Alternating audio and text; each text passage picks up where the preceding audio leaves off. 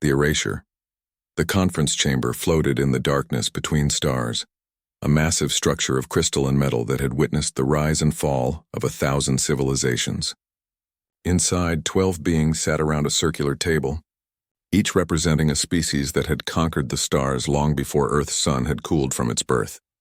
Ambassador Velshara of the Korthian Empire stood, her forearms spreading wide as holographic images filled the space above the table. The images showed a small blue planet orbiting a yellow star in an unremarkable corner of the galaxy. Members of the Council, she began, her voice translated into 12 different languages simultaneously. We have a problem. The species on this world calls themselves humans. They have just launched their first probe beyond their solar system. Our monitoring stations intercepted their message. The probe's message played for all to hear. It was simple, almost childlike in its innocence. Greetings from Earth, we come in peace. We wish to learn. We wish to meet you. They seem harmless, said Counselor Rixall, a floating creature of pure energy contained within a magnetic field. Why do we concern ourselves with primitives? Velshara's eyes narrowed. Because they are not primitives. Not anymore. Watch. The hologram shifted, showing Earth's history in rapid succession. Humans discovering fire, building cities, fighting wars, splitting the atom, reaching their moon. Each advancement came faster than the last. They went from inventing flight to reaching their moon in just 66 years, Velshara said. From the wheel to nuclear fusion in just 10,000 years. The Korthians took 50,000. The Velkari took 100,000. These humans learn faster than any species we have ever encountered. That still does not explain your concern, Rixall replied. Velshara brought up another image. It showed Earth's surface covered in lights marking cities and nations. They are divided into over 200 separate territories. They fight each other constantly.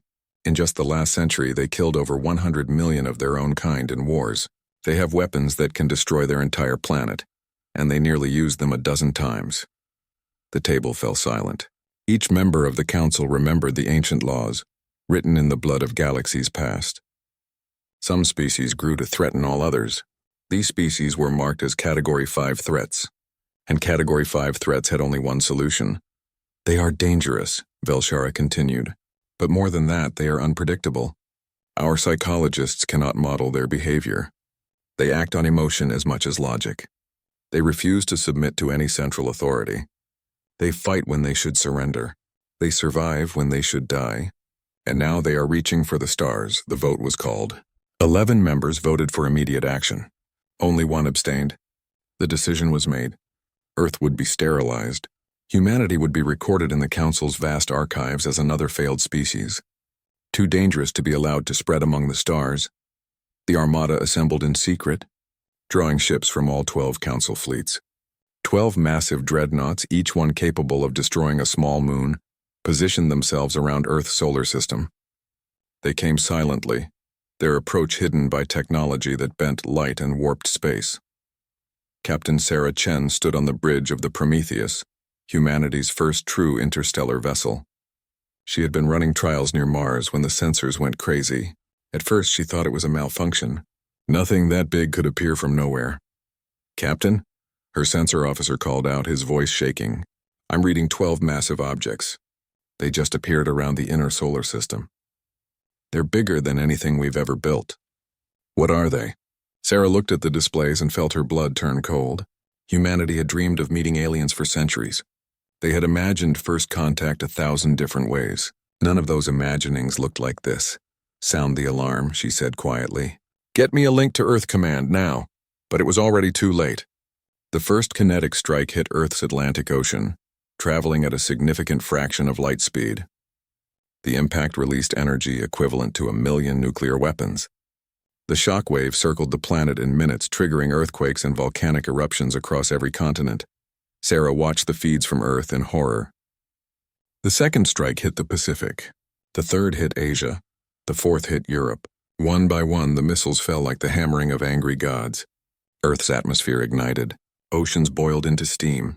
The surface melted into rivers of liquid rock. Captain, her communications officer screamed. Luna base is gone.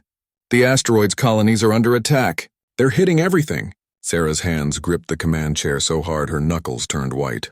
12 billion people lived on Earth. Millions more in the lunar colonies and scattered settlements across the solar system, all of them dying, all of them burning. "How many ships do we have?" she demanded. "7 cargo haulers, 3 mining vessels, 2 colony ships, and us," her first officer replied. "Maybe 15 other small craft scattered around Mars' orbit. Get them all here. Every ship that can move. Every person we can reach. We're leaving. Leaving. Captain, we can't just abandon. There's nothing to abandon," Sarah shouted, pointing at the screen showing Earth. The entire planet glowed red like a dying ember. "They're all dead. Everyone is dead. If we stay, we die too." The next 6 hours were a nightmare of coordination and desperation. Every ship that could reach Mars came running. They pulled people from colonies, from mining stations, from research outposts. Families were torn apart. Husbands separated from wives. Children lost parents in the chaos. The Prometheus and her tiny fleet of survivors, barely 50,000 souls out of billions, watched as the alien armada finished its work. The moon was shattered, its fragments spreading into a ring of debris. Mars's small colonies were burned from orbit. The asteroid belt settlements were hunted down and destroyed one by one. Sarah knew they would be next. The aliens were thorough. They would not leave survivors. "Engage the experimental drive," she ordered. "All ships link navigation systems. We jump together or not at all. Captain, that drive is untested. We don't know where it will take us. Anywhere is better than here." The FTL drive was humanity's newest breakthrough, a prototype that was supposed to be tested in controlled conditions over the next decade. Instead, Sarah pushed it to maximum power and prayed to gods she didn't believe in. The Prometheus and her ragtag fleet vanished from the solar system in a flash of twisted space and impossible light. The alien sensors registered the event, but could not track where they went. The experimental drive scattered the human ships across thousands of light years, each one emerging in a different region of space. Behind them, Earth died. The cradle of humanity became a tomb. The aliens remained in orbit for another month, ensuring nothing survived. Then they left, reporting their mission successful. In the council chambers, Velshara made her final report. "The threat has been eliminated. The species known as humans is extinct. Let their dead world serve as a warning to future civilizations that reach too far beyond their grasp." The council recorded the event in their classified archives and moved on to other business. Earth became a footnote in their vast history, a minor incident barely worth remembering. But in the darkness between stars, 50,000 humans survived. They were scattered, alone, and lost, but they were alive, and they would remember. The long dark. The Prometheus emerged from FTL space like a wounded animal stumbling from a fight. Alarms screamed across every system. The experimental drive had torn itself apart, leaving the ship stranded wherever they had landed. Captain Sarah Chen pulled herself from the command chair where the violent exit had thrown her. Blood ran down her face from a cut above her eye, but she ignored it. "Status report." "Drive is dead, Captain. Completely burned out." Her engineer's voice was hollow with shock. "We have no way to jump again. We're stuck here." Sarah looked at the main screen. It showed nothing but darkness. No stars, no planets. No light at all except the faint glow of distant galaxies. "Where are we?" she asked. The navigation officer checked his instruments twice before answering. "We're between galaxies, Captain. In the void. There's nothing here. Nothing for millions of light years in any direction." The weight of those words settled over the bridge like a burial shroud. They had escaped the aliens only to find themselves in the emptiest region of space imaginable. No fuel, no resources, no hope. Over the next days, the scattered human ships tried to find each other. The Prometheus had carried a dozen other vessels through the jump, linked together by their navigation systems. But the exit had scattered them across thousands of cubic light years. They found 11 of the 12 ships eventually. The last one was never heard from again. 50,000 humans in 13 ships floating in absolute darkness. They took inventory of their resources and realized the terrible truth. They had maybe 6 months of food. Water could be recycled, but eventually the recyclers would fail. They had spare parts for some systems, but not all. The ships were built for short trips between planets, not for long-term survival in deep space. "We're going to die out here," someone said during the first council meeting of survivors. "We escaped the aliens just to die slowly in the dark." Sarah stood and looked at the faces around her. Scientists, soldiers, miners, farmers, teachers, children. They had all lost everything. Everyone they loved was dead. Earth was gone. And now this person wanted them to give up. No, she said firmly. We survived for a reason. Maybe just luck. Maybe fate. But we're alive and they thought we were all dead. That gives us something. What? Asked the mining ship captain. What does it give us? Time, Sarah replied. Time to survive. Time to grow. Time to remember. And one day, time to go back. But first, they needed somewhere to live. The ship's sensors swept the void, searching for anything they could use. For weeks, they found nothing. Then a miracle appeared on their screens, a rogue planet drifting alone in the darkness between galaxies. It was huge, nearly twice the size of Earth, with an iron core that generated a weak magnetic field. It had been ejected from its home star system billions of years ago and had been wandering ever since. It's freezing cold, the science officer reported. No atmosphere. No water, no light. Surface temperature is just a few degrees above absolute zero. But it has mass, Sarah said. It has gravity. It has minerals. We can work with that. They called it Foundation. The 13 ships landed on the dark planet's surface and humanity began the hard work of survival. They couldn't live on the surface where the cold would kill them instantly. Instead, they dug down. The mining equipment they had was designed for asteroid work, but they modified it. Day after day, they carved tunnels into Foundation's crust. They built chambers deep underground where the planet's internal heat kept temperatures barely warm enough for survival. The first year was the hardest. 3,000 people died from accidents, from sickness, from the cold that crept in through every seal. But the survivors learned. They learned to build better, to seal tighter, to survive with less. They built fusion reactors to replace the sun they had lost. Gardens grew under artificial lights in vast underground chambers.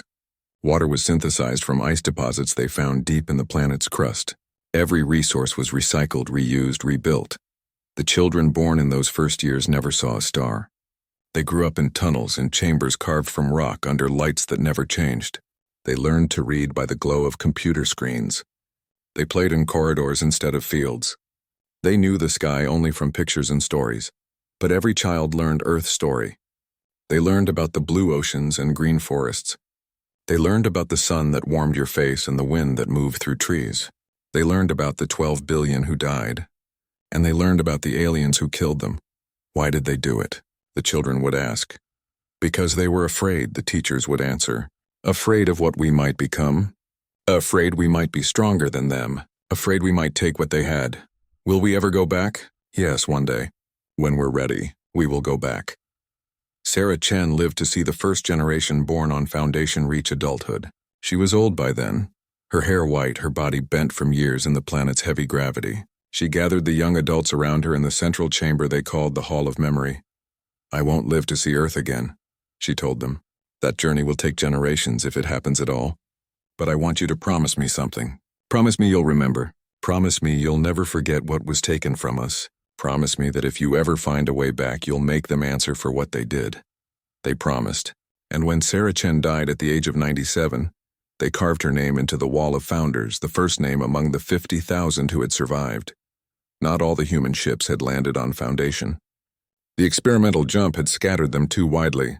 Some ships found themselves near stars and established colonies on actual planets. These humans had it easier in some ways, with sunlight and more resources.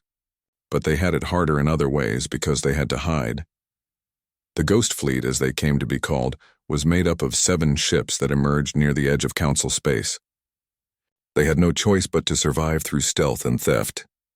They hid in asteroid fields. They raided remote Council stations for supplies.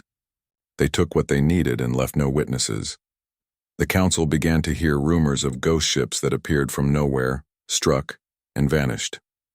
But the reports were always inconsistent. Sometimes the ships were described as huge, sometimes as small, sometimes as looking like Council vessels, sometimes as looking like nothing anyone had seen before. The Council investigated, but they never found anything. How could they? They were looking for pirates or rebels. They never imagined they were hunting the survivors of a species they had declared extinct. 3 other human ships dedicated themselves to a different mission. They never landed anywhere. They never stopped moving. These were the archive ships, and they carried something precious. Every book ever written, Every song ever sung, every movie, every painting, every scientific paper, every piece of human culture that they had managed to save.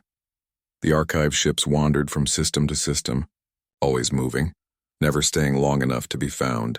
They copied their data constantly, backing it up across all three ships so that no single disaster could destroy it all. And they transmitted, sending tight beam messages into the void, hoping other human survivors might hear. Over the centuries, humanity changed. The people of Foundation became pale and thin, adapted to life underground. The Ghost Fleet raiders became hard and cold, shaped by constant danger. The archive ship crews became quiet and thoughtful, dedicated to preservation above all else. But they all held on to one thing: the memory of Earth, the memory of what was taken, and the promise that someday, somehow, they would return. After 1,000 years, Foundation made a breakthrough. A new form of communication that used quantum entanglement to send messages instantly across any distance. They called it the quantum ansible, and it changed everything. For the first time in a millennium, the scattered tribes of humanity could talk to each other.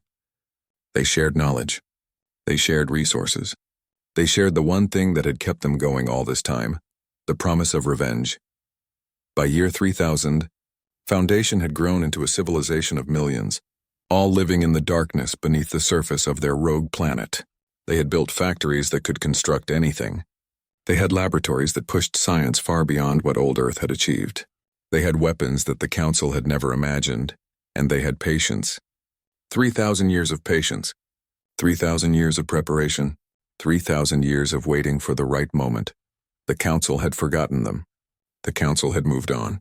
The Council felt safe. They should not have felt safe. The Revelation Commander Marcus Chen Okafor checked his stealth suit one more time, before stepping into the airlock.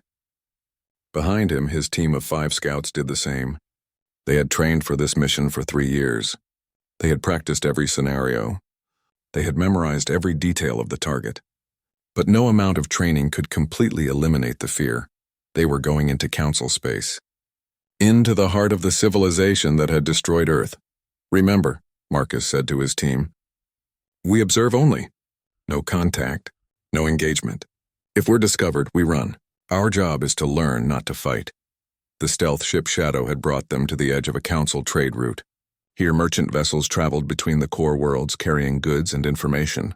The Council had grown comfortable over the centuries. Their security was lax. They never imagined anyone might be watching. Marcus and his team launched from the Shadow in individual stealth pods, tiny vessels barely larger than coffins. The pods were coated in metamaterials that absorbed radar and bent light around them. To any sensor, they appeared as nothing more than background radiation. They drifted for 6 days before a suitable target appeared. A large merchant ship traveling slowly, its shields down to save power. Marcus's pod attached itself to the hull like a parasite. The others did the same at different points around the ship. Breaking in was surprisingly easy. The ship's hull was made of advanced alloys, but humanity had spent 3,000 years learning to work metal in the forges of Foundation. Marcus cut through with a laser torch that left no heat signature. His team slipped inside like ghosts. The interior of the ship was shocking. Not because it was advanced, but because it wasn't. The technology looked old, even primitive by human standards. The corridors were wide and comfortable, decorated with art and plants. The crew quarters were spacious. Everything spoke of a civilization that had grown soft and comfortable. Marcus found a data terminal and connected his extraction device. Within minutes, he had copied the ship's entire database. Navigation charts, news feeds, historical records, technical specifications, everything, Commander, whispered Anya, one of his scouts.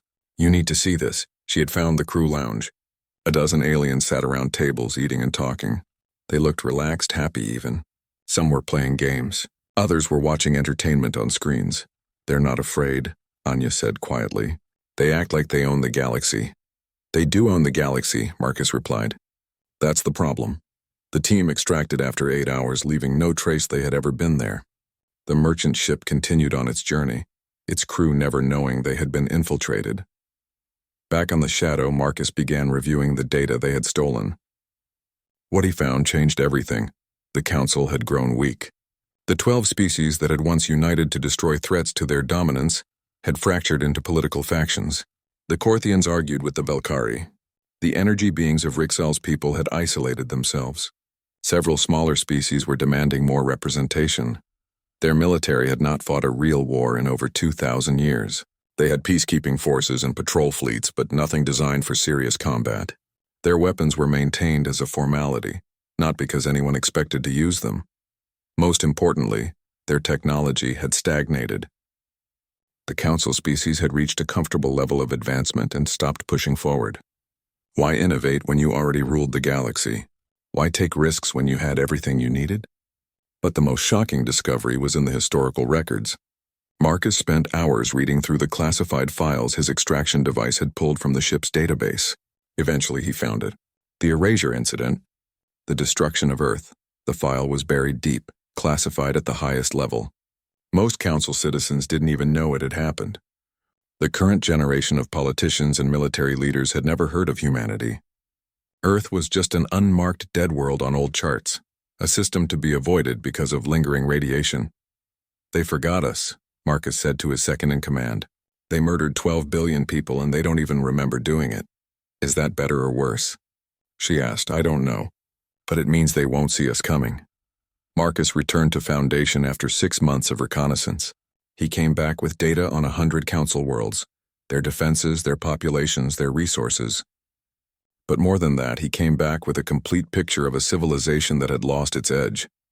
Admiral Keiko Reeves listened to his report in the war room, a vast chamber carved deep in Foundation's core. Around her sat the High Command, military leaders from all the scattered human colonies. The Ghost Fleet commanders were there, connected by Ansible. The archive ships had sent representatives.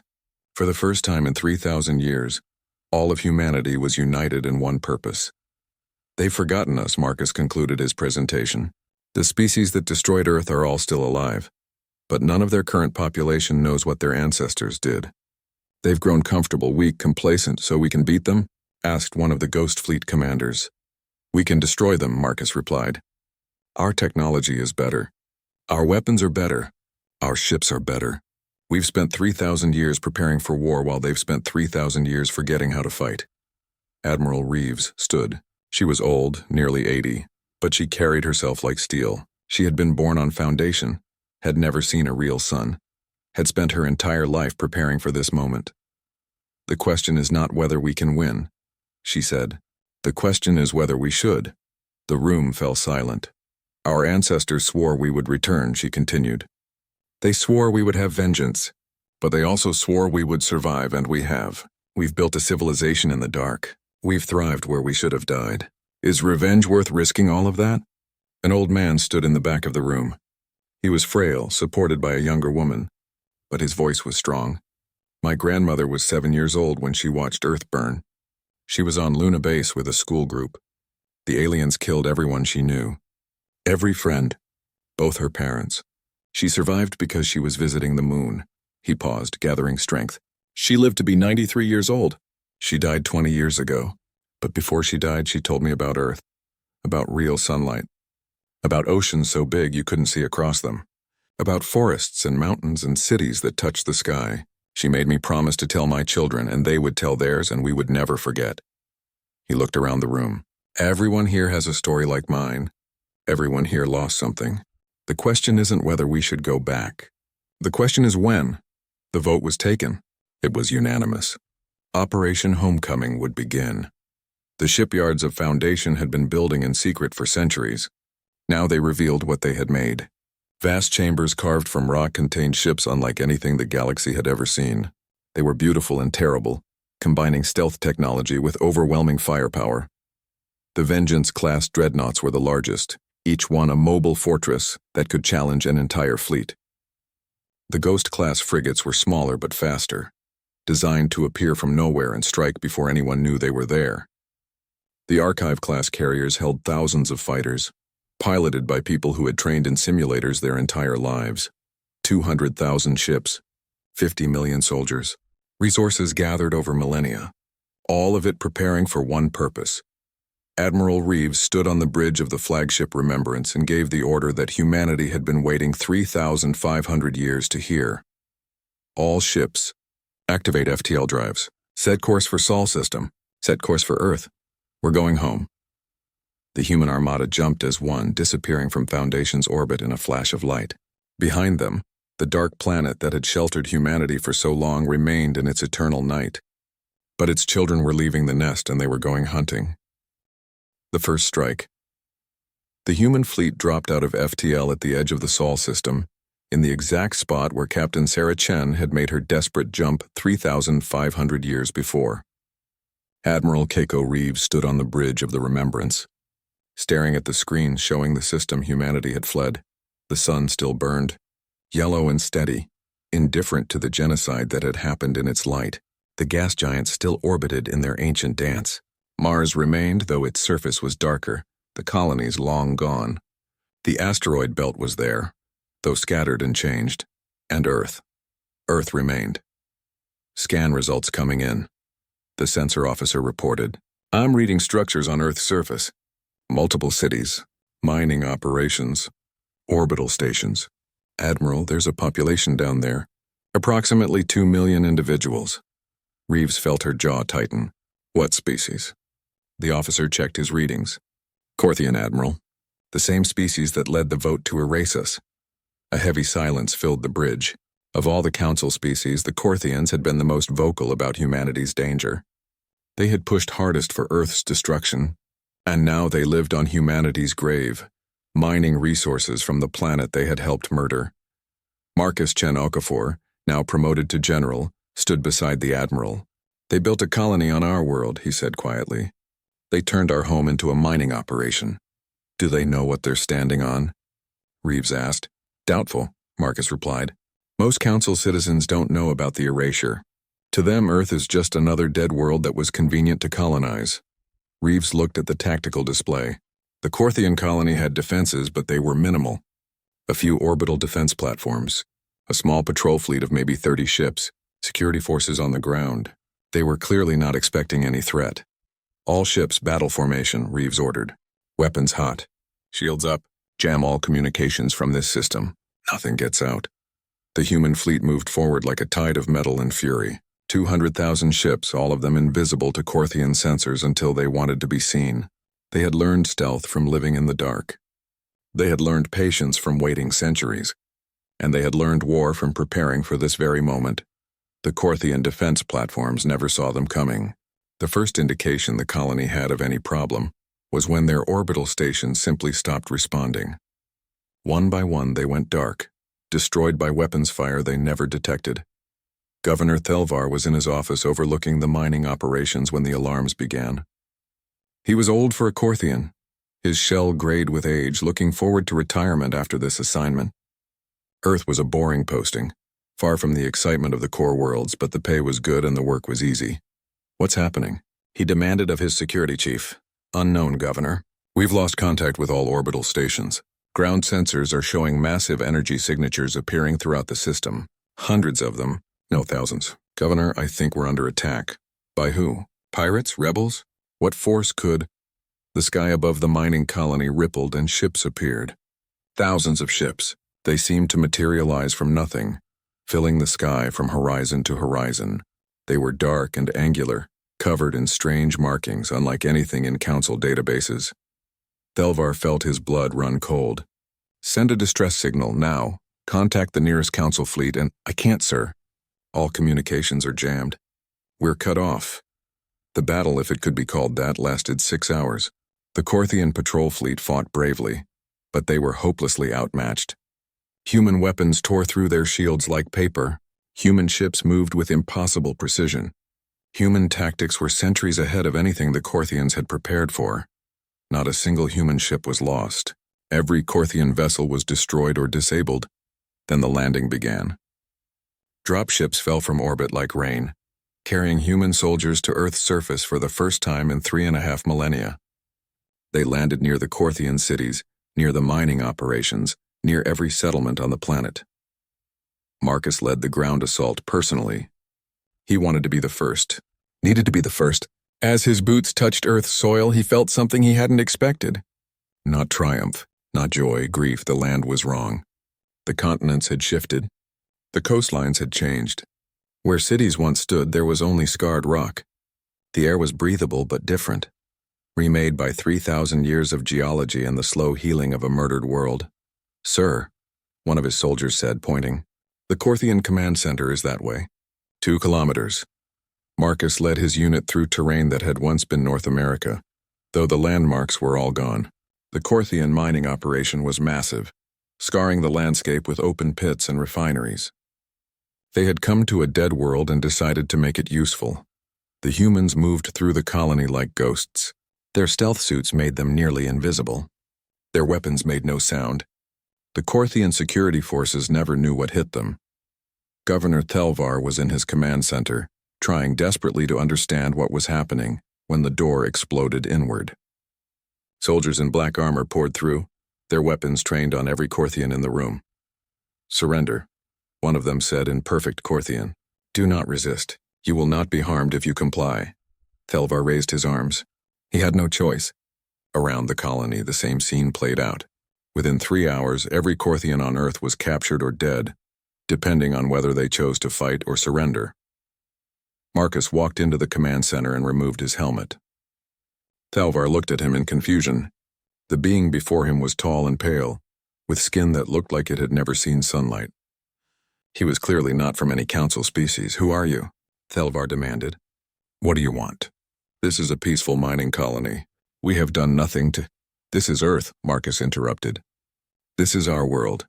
You built your colony on the graves of 12 billion of my people. Thelvar's translator struggled with the words. Earth? But Earth is— That was thousands of years ago. That species is extinct. You can't be human, Marcus finished. Yes, we're human. And we're not extinct. Surprised? Thelvar's color drained.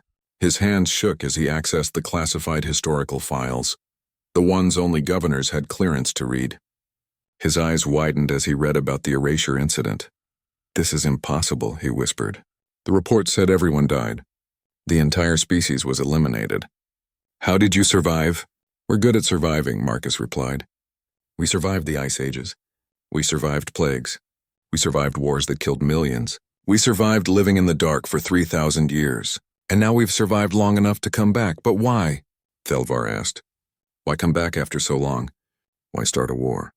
The council that ordered the erasure, those individuals are dead. Everyone who made that decision has been dead for millennia. The current council doesn't even know this happened. We know, Marcus said coldly. We remember. Every human child learns what happened here. Every human alive knows the story of how the galaxy feared us so much they tried to kill us all. And we came back because this is our home. You took it from us. We want it back. Outside the command center, human soldiers were raising a flag. It showed the old United Nations symbol, the one from before the erasure combined with a new symbol, a phoenix rising from flames. They planted it in Earth's soil, claiming the world in humanity's name. Around the Sol system, the human fleet began its work. The Corthian orbital stations were dismantled. The mining equipment was either destroyed or seized. The Corthian prisoners were loaded onto transport ships, bound for destinations unknown. Admiral Reeves watched it all from orbit. Earth was theirs again. The first step was complete. But she knew this was only the beginning. The council would learn what happened here. They would know humanity had returned, and they would be afraid. Just like they were 3,000 years ago, except this time, they would be right to fear. Reeves opened a communication channel that would reach every human ship in the fleet. Today we reclaim Earth, tomorrow we reclaim justice. Send this message to the Galactic Council headquarters. Tell them humanity is back. Tell them we want to talk. And tell them if they don't listen, we'll make them listen. The message was sent on all council frequencies, broadcast so powerfully it couldn't be ignored. It contained only a few words, but they were enough to shake the foundations of galactic civilization. This is humanity. You killed our world. We survived. We're coming. Judgment Day. The Galactic Council chamber had not been this crowded in 500 years. Every species, every faction, every minor representative demanded to be present. The message from Sol system had sent shockwaves through civilized space. A dead species had returned. An extinct threat had risen from its grave, and it wanted to talk. Ambassador Velmora of the Corthian Empire stood at the central podium, her 4 arms trembling. She was young, barely 50 years old, and had never expected to face a crisis like this in her career. Members of the Council, she began, her voice amplified to fill the massive chamber. We have confirmed the impossible. The species known as humans, declared extinct 3,500 years ago, has returned. They have reclaimed their homeworld. They have destroyed our colony and sol system, and they have issued demands. Demands? Scoffed Representative Corval of the Thaxian Dominion. What can a small fleet of survivors demand from us? We outnumber them millions to one. Their fleet is not small, Velmora replied grimly. She activated the holographic display, showing scan data from the sol system before all contact was lost. We estimate 200,000 warships of unknown classification. Their technology appears to be significantly advanced beyond our current standard, and they achieved complete victory in sol system with 0 losses. The chamber erupted in shouting. Some demanded immediate military response. Others called for negotiation. A few suggested this was a hoax or a mistake. Bellamora raised her arms for silence. There's more. I accessed the classified archives. I found the erasure incident files. She paused, her voice heavy. My great-great-grandmother, Ambassador Velshara, was the one who proposed the elimination of humanity. She presented the evidence. She called the vote. My family is responsible for this. She brought up the old files, projecting them for everyone to see. The debate, the vote, the execution, the classified reports marking the mission successful. We didn't eliminate them, Velmora said. We made them hate us. We gave them 3,000 years to prepare, and now they're back. In the human fleet, now spread across council space, different leaders debated the same question. How far should revenge go? Admiral Reeves stood on the bridge of the Remembrance watching the tactical display. The human fleet had divided into 12 strike forces, one for each council species homeworld. They hung in space like swords waiting to fall. Give the order, said General Marcus Chen Okafor. We hit all 12 worlds simultaneously. We destroy their military capability. We show them what it feels like to be helpless. But Commander Elena Vasquez, leader of the Third Fleet, objected. Her face appeared on the communication screen. And how many civilians die in these strikes? Billions? Tens of billions? They didn't destroy Earth. Their ancestors did. They built their civilization on our graves, Marcus shot back. They used our dead world as a mining colony. They don't even remember what they did to us. Exactly, Elena replied. They don't remember. So we're going to kill billions of people who don't even know why we're attacking them? That makes us the monsters they feared we were. Admiral Reeves listened to both sides. She had spent her entire life preparing for this moment. Every decision, every sacrifice, every year lived in the darkness of Foundation, all leading to this. But Elena's words stirred something in her. What did Captain Chen do? Reeves asked quietly. When Earth was dying, when she could have stayed and fought, what did she do? She saved as many as she could, Marcus replied. She chose life over death. Then perhaps we should honor her example, Reeves said. The human fleet did not attack the Council homeworlds. Instead, they methodically dismantled military installations. Shipyards were disabled, defense platforms were destroyed, patrol fleets were engaged and defeated. But civilian centers were untouched. The Council's military response was chaotic and ineffective. Their ships used tactics that were centuries old. Their weapons couldn't penetrate human shielding. Their sensors couldn't track human stealth systems. In battle after battle, Council fleets were defeated with minimal human casualties, but not all humans agreed with Reeves's restraint. A faction led by Captain Yuki Tanaka of the Ghost Fleet demanded total war. They had spent 3,000 years as raiders and survivors, showing no mercy, because they would receive none. They saw the limited strikes as weakness. Tanaka took her fleet and launched unauthorized attacks on several Council colonies. She targeted civilian infrastructure. She destroyed food production facilities. She wanted the Council to feel terror and hunger just as humans had felt it. Admiral Reeves was forced to send human ships to stop other human ships. The fleet nearly fractured into civil war. Only Marcus's intervention prevented it. He challenged Tanaka to single combat, an old tradition from Foundation's early years. They fought in a cargo bay aboard the Remembrance, surrounded by hundreds of witnesses from both sides. No weapons, no armor. Just two humans who had survived the long dark, fighting over what humanity should become. Marcus won, but barely. As Tanaka lay defeated, he offered his hand to help her up. We're not fighting for revenge anymore, he told her. We're fighting for justice. There's a difference.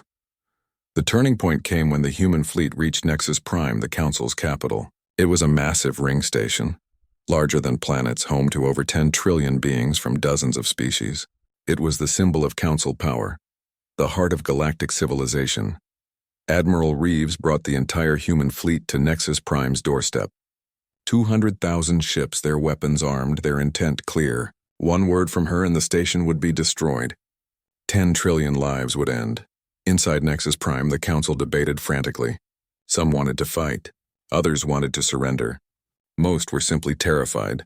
Ambassador Velamora stood again at the central podium. I have communicated with the human fleet. They will accept our surrender under conditions. Before we vote, I want to say something. She looked around the chamber at faces from a dozen species, all of them afraid. We deserve this, she said quietly. Not us personally, but our civilization. We destroyed an entire species because we were afraid. We didn't try to communicate. We didn't try to understand. We just killed them all and moved on. And we convinced ourselves it was necessary, that it was justice, that it was survival. She pulled up images of Earth before and after the erasure. This is what we did. This is our legacy. And if these humans wanted to do the same to us, they would be justified. They would be giving us exactly what we gave them.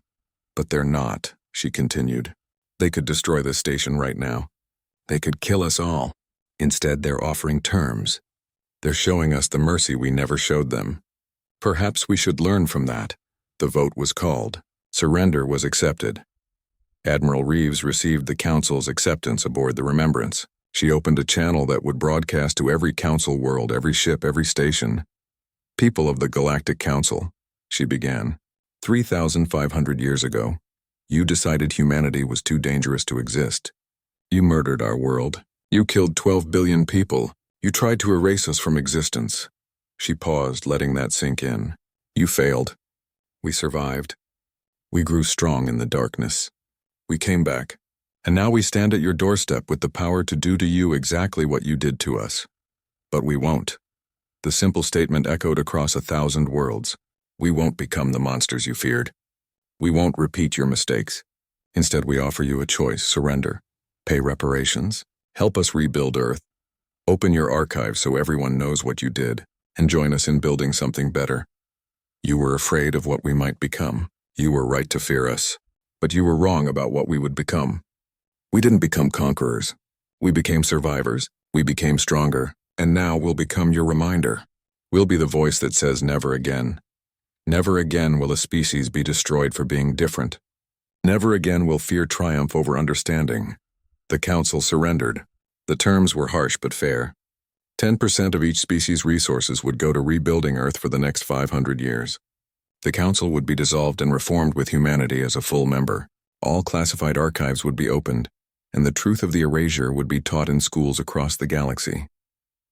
Marcus stood on Earth's surface 50 years later. He was old now, his hair gray, his body worn from a lifetime of war and work. But Earth was green again. Oceans lapped its shores. Forests grew on mountainsides. Cities rose, blending human and alien architecture in ways both species found beautiful. Beside him stood Ambassador Velamora. She had spent her entire career working for reconciliation between humans and Corthians. It was hard work. Trust did not come easily when built on a foundation of genocide. Does it get easier? She asked him. The pain? The memories? No, Marcus replied honestly. But it changes. It becomes something you can live with, something that drives you forward instead of holding you back. A human child and a Corthian child ran past them, laughing and playing together. They were friends, growing up in a galaxy that was learning from its mistakes. My grandmother told me stories about old Earth, Marcus said. She said it was beautiful but flawed. We fought each other. We destroyed our environment. We nearly killed ourselves a dozen times. But we also created art and music. We loved,